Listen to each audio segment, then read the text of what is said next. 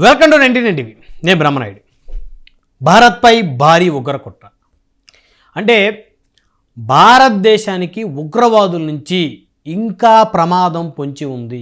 మనం ఇటీవల చూస్తే పెహల్గామ్ ఉగ్ర దాడి తర్వాత భారత్పై ఉగ్రవాదుల యొక్క నిఘా ఎక్కువైందని ఖచ్చితంగా చెప్పాలి. ఇక పూర్తి వివరాల్లోకి వెళ్తే ఉగ్రవాదానికి పెద్దన్నైన పాకిస్తాన్ ఇండియాపై ఎప్పటి నుంచో ఉగ్రదాడులు చేయిస్తోంది. ఉగ్రవాదులకు శిక్షణ ఇవ్వటం, ఆర్థిక సాయం అందించడం లాంటివి అక్కడ ప్రభుత్వమే అన్నీ చూసుకుంటుంది. అయితే కేవలం ఇండియాపై దాడులు చేయడానికే పాకిస్తాన్ ఉగ్రవాదులను పెంచి పోషిస్తుంది. దశాబ్దాలుగా సాగుతున్న రాజకీయ వైరం, భౌగోళిక విభేదాలు, మతతత్వం, ఉగ్రవాదాన్ని విదేశాంగ విధానంగా ఉపయోగించుకునే ధోరణి కలిసి ఈ పరిస్థితికి దారితీశాయి. భారత్ స్వాతంత్రం పొందిన నాటి నుంచే పాకిస్తాన్తో సంబంధాలు సున్నితంగా కొనసాగుతున్నాయి. ముఖ్యంగా జమ్మూ కాశ్మీర్ అంశం రెండు దేశాల మధ్య ప్రధాన వివాదంగా ఇప్పటికీ ఉంది. ఈ వివాదాన్ని ఆసరాగా చేసుకొని పాకిస్తాన్ తన భూభాగంలో ఉగ్ర సంస్థలకు ఆశ్రయం కల్పిస్తూ భారత్పై దాడులను ప్రోత్సహిస్తుందన్న ఆరోపణలు ఎన్నాళ్ళ నుంచే ఉన్నాయి. లష్కరే తొయిబా, జైషే మహమ్మద్ లాంటి సంస్థలు పాకిస్తాన్ గడ్డపైనే పుట్టి అక్కడే శిక్షణ పొందుతూ భారత్ను లక్ష్యంగా చేసుకుంటాయన్నది భారత్తో పాటు అంతర్జాతీయ సమాజం కూడా గుర్తించినటువంటి వాస్తవం. ఇక భారత్పై జరిగిన అనేక ఉగ్రదాడులు ఈ ప్రమాదకర ధోరణికి ఉదాహరణలు. పార్లమెంటు దాడి, ముంబై దాడులు, అదేవిధంగా పుల్వామా వంటి ఘటనలు, అదేవిధంగా ఇవన్నీ కూడా దేశాన్ని తీవ్రంగా కుదిపేశాయి. ఈ దాడుల్లో వందలాది మంది అమాయక పౌరులు, భద్రతా సిబ్బంది ప్రాణాలు కోల్పోయారు. ప్రతి దాడి తర్వాత భారత్ తీవ్ర నిరసన వ్యక్తం చేసినా పాకిస్తాన్ మాత్రం తమకు సంబంధం లేదని చెప్పటం లేదా చర్యలు తీసుకుంటామని హామీలు ఇవ్వటం పరిపాటిగా మారిపోయింది. అంటే ఎన్ని సందర్భాల్లో దాడులు జరిగినా, భారతదేశం మీద ఉగ్రవాదులు దాడులు జరిగినా పాకిస్తాన్ ఒకటే మాట చెప్తుంది, మాకు సంబంధం లేదు లేదా మేము చర్యలు తీసుకుంటాం. ఇవి వాళ్ళు దశాబ్దాల నుంచి చెప్తూనే ఉన్నారు. కానీ 10 ఏళ్లకు ఒకసారైనా భారత్లో ఈ ఉగ్ర మూకల వల్ల వందలాది మంది అమాయక పౌరులు ప్రాణాలు కోల్పోతూనే ఉన్నారు. ఇక పాకిస్తాన్లోని సైనిక వ్యవస్థ పాత్ర కూడా ఈ విషయంలో కీలకం. ఎందుకంటే పాకిస్తాన్లోని సైనిక వ్యవస్థ ఉగ్రవాదులతో చేతులు కలిపినటువంటి వ్యవస్థ. అక్కడ ప్రభుత్వానికి సైన్యానికి పడదు, సైన్యం ఉగ్రవాదులను పెంచి పోషిస్తుంది. అయితే అక్కడ ప్రజాస్వామ్య ప్రభుత్వం ఉన్నప్పటికీ నిజమైన అధికారం అంతా సైన్యం చేతుల్లోనే ఉంటుందని విశ్లేషకులు కూడా చెప్తుంటారు. సైన్యం తన ఆధిపత్యాన్ని కొనసాగించేందుకు, ప్రజల్లో జాతీయత భావాలను రెచ్చగొట్టేందుకు భారత్ వ్యతిరేక వైఖరిని, కాశ్మీర్ అంశాన్ని వాడుకుంటుందన్న విమర్శలు ఉన్నాయి. నేరుగా ఇండియాపై యుద్ధం చేసే దమ్ము పాకిస్తాన్కు లేదు. అందుకు అవసరమయ్యే యుద్ధ సామాగ్రి కానీ, మానవ వనరులు కానీ లేవు. అదే ఉగ్రవాదంతో అయితే చాలా సింపుల్ ఖర్చుతో ఇండియాపై దాడి చేయొచ్చు. అందుకే పదే పదే ఉగ్రవాదులతోనే దాడులు చేయిస్తుంది పాకిస్తాన్. వాళ్ళ సైన్యం కూడా ఉగ్రవాదులను పెంచి పోషిస్తుంది. ఉగ్రదాడుల ప్రభావం కేవలం భారత్కే పరిమితం కాదు. దక్షిణాసియాలో శాంతి భద్రతలు దెబ్బతింటున్నాయి. 2 అణ్వాయుధాలున్న దేశాల మధ్య ఉద్రిక్తత పెరగడం ప్రపంచానికే ప్రమాదకరం. ఈ పరిస్థితుల్లో భారత్ తన భద్రతను మరింత బలోపేతం చేసుకుంది. సరిహద్దుల వద్ద కఠిన నిఘా, అవసరమైతే సరిహద్దులు దాటి చర్యలు తీసుకునే ధోరణి భారత్ స్పష్టంగా చూపించింది. అంతర్జాతీయ వేదికలపై కూడా పాకిస్తాన్ ఉగ్రవాదాన్ని ప్రోత్సహించే దేశంగా ఎండగడుతూ దౌత్యపరంగా ఒత్తిడి పెంచుతోంది. ఫైనాన్షియల్ యాక్షన్ టాస్క్ ఫోర్స్ వంటి సంస్థల ద్వారా పాకిస్తాన్పై చర్యలు తీసుకోవడంలో భారత్ కీలక పాత్ర పోషించింది. అయితే సమస్యకు శాశ్వత పరిష్కారం కేవలం సైనిక చర్యలతో సాధ్యం కాదు. ఉగ్రవాదాన్ని పెంచే మూల కారణాలను నిర్మూలించాల్సిన అవసరం ఉంది.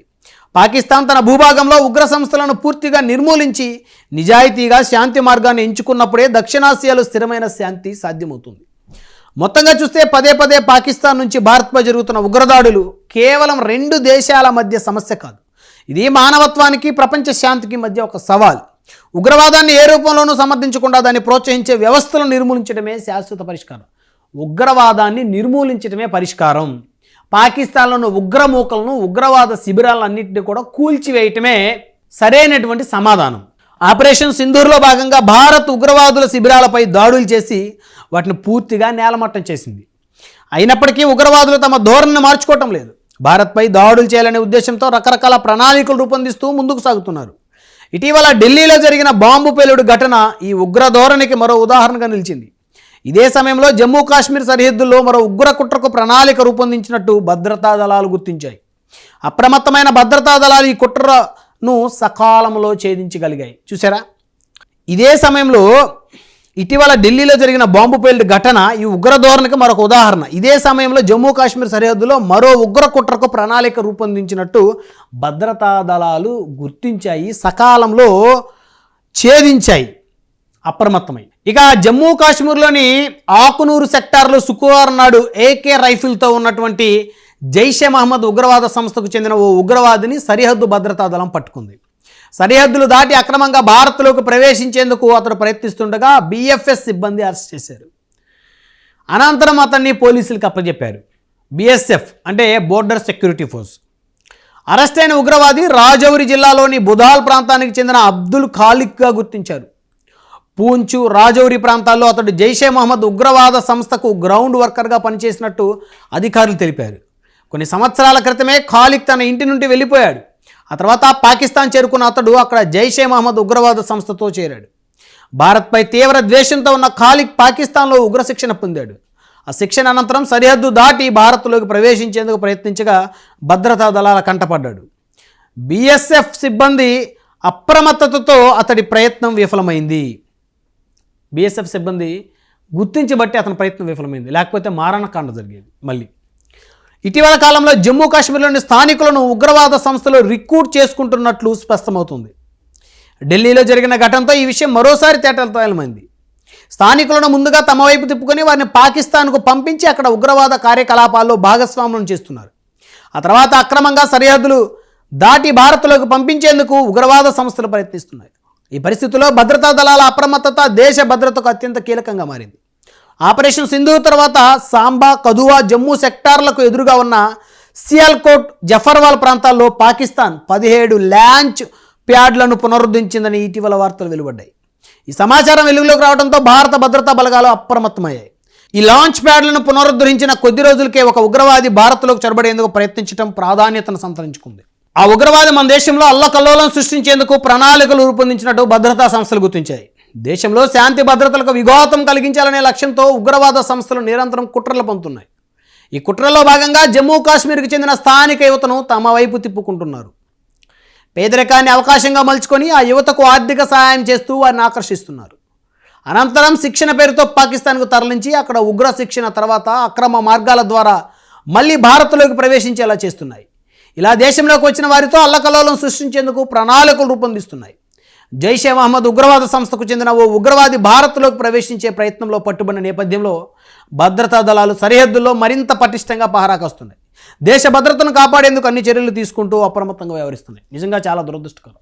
జమ్మూ కాశ్మీర్లో ఉన్నటువంటి కొంతమంది స్థానికులను వారి పేదరికాన్ని వీళ్ళు ఎన్కాష్ చేసుకునేటువంటి విధంగా మరి వారికి డబ్బులు ఆశ చూపి వారిని వారి టీంలో చేర్చుకోవటం, వీరిని పాకిస్తాన్ తీసుకెళ్ళి ఉగ్రవాద సంస్థలు శిక్షణ ఇప్పించడం, అక్కడి నుంచి అక్రమ మార్గాల ద్వారా భారతదేశంలోకి తరలించి ఒక మారణకాండ సృష్టించాలనే ఉద్దేశంతో కొన్ని ఉగ్రవాద సంస్థలు చేస్తూ ఉన్నాయి.